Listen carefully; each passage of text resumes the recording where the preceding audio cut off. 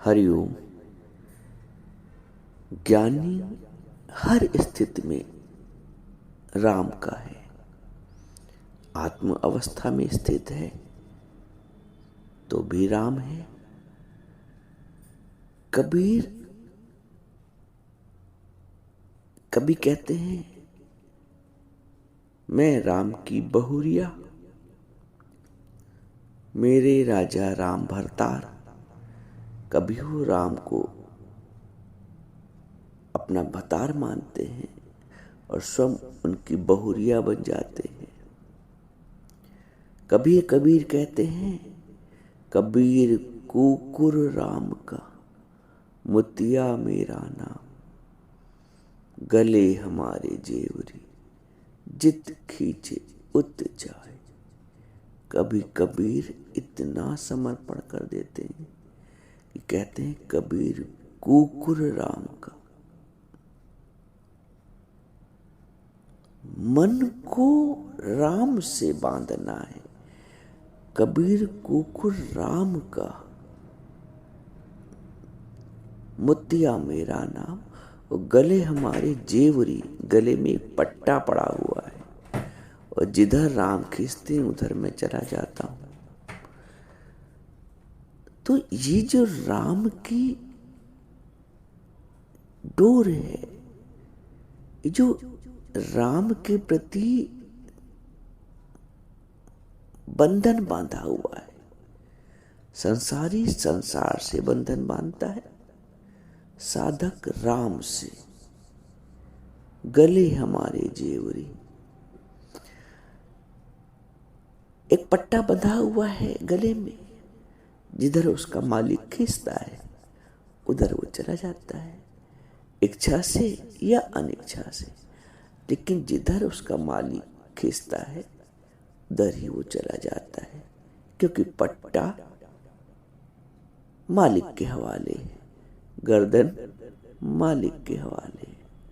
साधक ने भी अपना पूरा जीवन मालिक को दे दिया है, राम को दे दिया है। कबीर कुकुर राम का, समर्पण की पराकाष्ठा। किसी को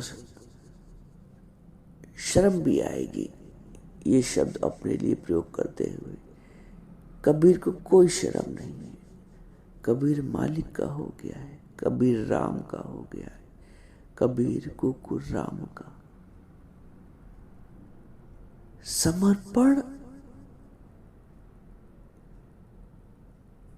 मान अपमान नहीं देखता है। समर्पण सब अर्पण कर देता है। एक साधक के पास उसका जो भी होता है, तन मन प्राण, भगवान कहते हैं, मत चित्ता मद गत प्राणा, मत चित्ता मद गत प्राणा। मुझ में चित्त रखने वाला, मुझ में प्राण रखने वाला, मत चित्ता मद गत प्राणा, बोधयन्तः परस्परम, कथयन्तश्च माम नित्यम, तुष्यन्ति च रमन्ति च। वो मुझ में ही रमता है, वो मेरा ही वाचन करता है, क्योंकि उसका चित्त, उसका प्राण, उसका सर्वस्व मुझको अर्पित रहता है।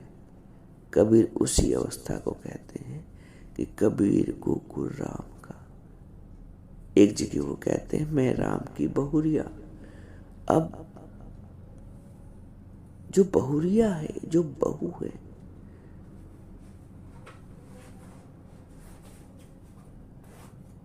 वो कैसे समर्पण पे चलती है, कैसे अपना घर छोड़ के ससुराल के संस्कारों में जीती है, वैसे ही जीव अपना संसारी स्वभाव छोड़कर, अपना शरीरी स्वभाव छोड़कर आत्मा में जीता है। एक स्त्री जब मायके में है तो उसका जीवन का ढंग मायके के जैसा है, संस्कार मायके के जैसे, और जैसे ही उसने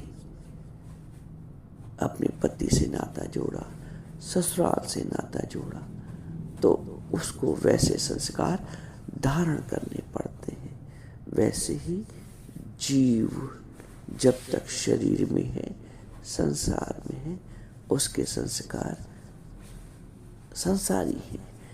जैसे ही वो सत्संग में सतगुरु के सम्मुख अपना संबंध जोड़ता है, गुरु उन्मुख हो जाता है, मनमुख का त्याग कर देता है। ज्ञान से पहले मनमुख रहता है जीव, और ज्ञान के पश्चात गुरुमुख हो जाता है।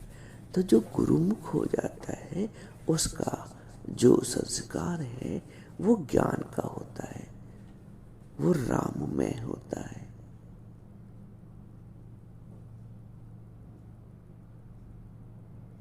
राम एक साधक की प्राण है। संसारी का प्राण संसार है, संसार की वस्तुएं है, संसार का सुख दुख है। साधक के प्राण राम है। श्वास श्वास में राम का सिमरन। साधक को राम में ही आराम मिलता है। जब जीवन में राम आता है तो आराम आता है। साधक का ओढ़ना, बिछाना, भोजन सब कुछ राम है। उसकी श्वास श्वास में राम है। साधक के इर्द गिर्द जो भी वातावरण है, वायुमंडल है, वो राममय है। उसका भोजन भी राम है। ब्रह्म ज्ञानी का भोजन ज्ञान, ब्रह्म ज्ञानी का पेखन सब ब्रह्म। ब्रह्म ज्ञानी ऊंचे ते ऊंचा। क्यों ऊंचे ते ऊंचा नानक ने कहा है ब्रह्म ज्ञानी को? क्योंकि वो ब्रह्म भाव में रहता है, वो राम भाव में रहता है। ब्रह्म ज्ञानी ऊंचे ते ऊंचा, ऊंचे ते ऊंचा भगवंत कहा गया है। तो हम अपने वास्तविक स्वरूप को समझें, संसार की चिड़चिड़ में ना पड़े, संसार की खेचल में ना पड़े, संसार की उधेड़ बुन में ना पड़े, संसार के द्वंद्व में ना पड़े। हम अपने शुद्ध आत्म स्वरूप में रहें, शुद्ध चेतन स्वरूप में रहें। जड़ता से हमारा वास्ता नहीं है। संसार की प्रत्येक वस्तु जड़ है। यहाँ तक कि मन, बुद्धि, चित्त सब जड़ कहा गया है। तो हम सारा जीवन न मन को हमसे उलझना है, ना हमको मन से उलझना है। अब हम ससुराली हो गए हैं, अब हम सत्संगी हो गए हैं। अब हमको पुराने संस्कार छोड़ने हैं। अपने चारों ओर एक ऐसा वातावरण बनाना है, एक ऐसा ऑरा बनाना है जो शुद्ध है। भगवान कहते हैं शुद्ध अंतःकरण वाले को मैं प्राप्त होता हूँ। तो अंतःकरण शुद्ध राम में, जैसा राम चाहेंगे। पत्ता टूटा डाल से ले गई पवन उड़ाए।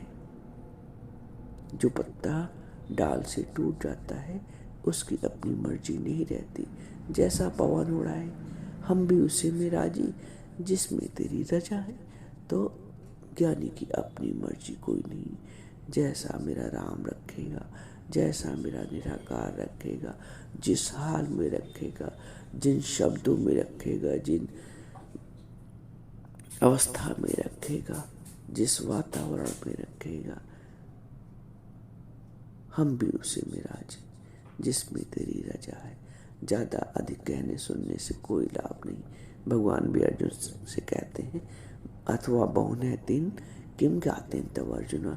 बहुत ज्ञान सुनाने और कहने से भी क्या प्रयोजन है।